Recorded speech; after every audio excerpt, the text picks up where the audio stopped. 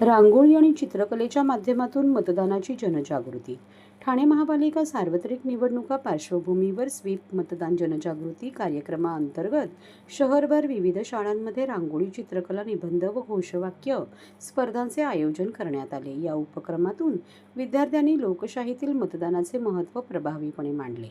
मतदानाचा टक्का वाढावा तसेच जास्तीत जास्त नागरिकांनी लोकशाहीने दिलेला अधिकार बजवावा यासाठी ठाणे महापालिकेच्या माध्यमातून जनजागृती करण्यात आली आहे.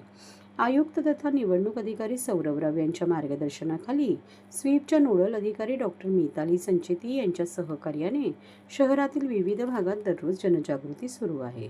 ठाणे महानगरपालिका शाळा क्रमांक 56 ओवळा येथे रांगोळी स्पर्धा घेण्यात आली. रंगबिरंगी रांगोळ्यांमधून मतदान हा आपला हक्क आणि कर्तव्य हा संदेश विद्यार्थ्यांनी सर्जनशीलतेने पोहोचवला.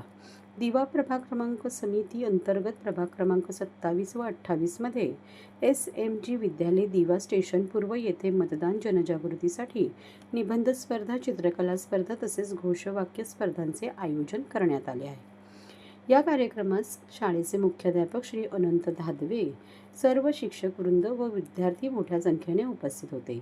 यावेळी स्वीप पथक प्रमुख सचिन वायदंडे यांच्यासह मच्छिंद्र मुंडे, गिरीश शेलार, शिवा सांगळे, निवृत्ती जाधव व संपूर्ण टीम उपस्थित होती. वागळे प्रभाग समिती अंतर्गत प्रभाग क्रमांक 16, 17, 18 मधील श्रीनगर व शांतीनगर परिसरातील शाळांमध्येही रांगोळी स्पर्धेद्वारे मतदान जनजागृती करण्यात आली. यासोबतच सहकारी बँकांना भेट देऊन नागरिकांना मतदान करण्याचे आवाहन करण्यात आले.